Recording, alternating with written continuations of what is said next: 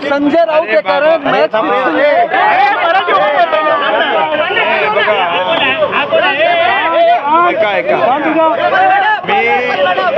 आता 4 वाजेनंतर अध्यक्षांचा निर्णय आल्यानंतर अधिकृत निर्णय आल्यानंतर मी आपल्याला समोर भाष्य करेन आणि आपल्याला आमची भूमिका आम्ही सांगू। परंतु मी एवढंच सांगतो की शिवसेना पक्ष म्हणून आम्हाला अधिकृत मान्यता या ठिकाणी निवडणूक आयोगाने दिली। धनुष्यबाण सिम्बॉल निवडणूक आयोगाने आम्हाला दिला आणि शिवसेना अधिकृत पक्ष हा आम्हाला निवडणूक आयोगाने दिलेला आहे। बहुमताच्या जोरावर मेजॉरिटी असल्यामुळे जे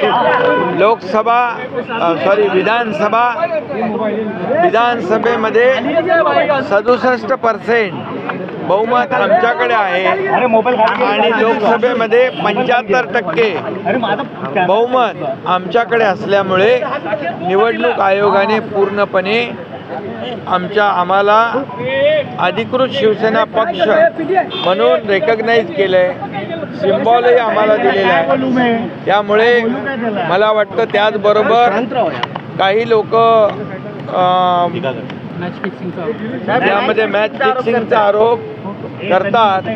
आता मॅच फिक्सिंग म्हणजे काय? म्हणजे त्यांचे आमदार विरोधी पक्षाचे लोक मग अध्यक्षांच्या कॅबिनमध्ये जेवत होते, ते काही आम्ही त्याच्यावर आक्षेप घेतला का?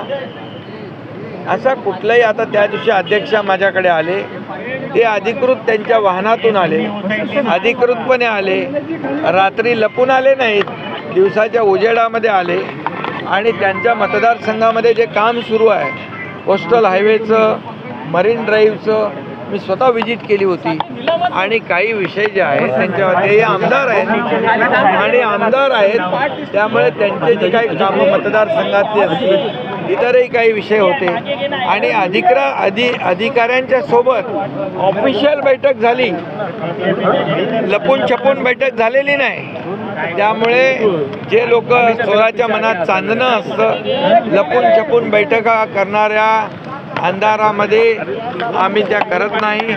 आमचं काम अगदी स्पष्ट असतं, त्यामुळे त्यांच्या बोलण्यामध्ये काही तथ्य नाही। जेव्हा त्यांच्या बाजूने निकाल लागतो ती संस्था चांगली असते, जेव्हा त्यांच्या विरोधात निकाल लागतो त्या संस्थेवर मग निवडणूक आयोग असेल, हायकोर्ट असेल, सुप्रीम कोर्ट असेल यांच्यावर टीका करण्याचा प्रयत्न किंबहुना टीका करण्याचे प्रकार अनेक वेळा त्यांनी केलेले आहेत।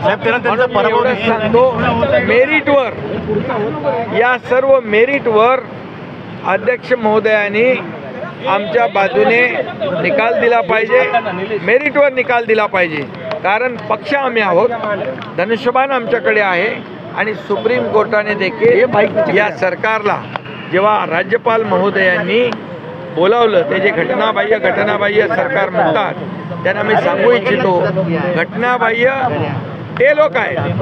कारण सुप्रीम कोर्टाने देखील आपल्या निकालामध्ये, निवडणूक आयोगाने देखील आपल्या निकालामध्ये म्हटलेलं आहे की त्यावेळेस पूर्व मुख्यमंत्र्यांनी राजीनामा दिल्यामुळे या सरकार अस्तित्वात नव्हतं आणि आमच्याकडे 40 + 10 50 आणि भारतीय जनता पक्षाचे 106 असे 164 लोक जी मेजॉरिटी आमच्याकडे होती आणि मुख्यमंत्री म्हणून जेव्हा मतदान झालं तेव्हा 164 विरोधात 99 म्हणजे बहुमताचं सरकार आहे। आणि मग असं बहुमताचं सरकार असताना सुप्रीम कोर्टाने देखील गव्हर्नरने जे आम्हाला आमंत्रित केलं ते जस्टिफाय केलेलं आहे त्यांच्या ऑर्डरमध्ये। हे 204 पॅरा 205 पॅरामध्ये हे जरा जे अकलेचे तारे हे करतायत, पाजळतायत, ते जे आरोप करतायत त्यांनी जरा हे वाचावं आणि नंतर बोलावं।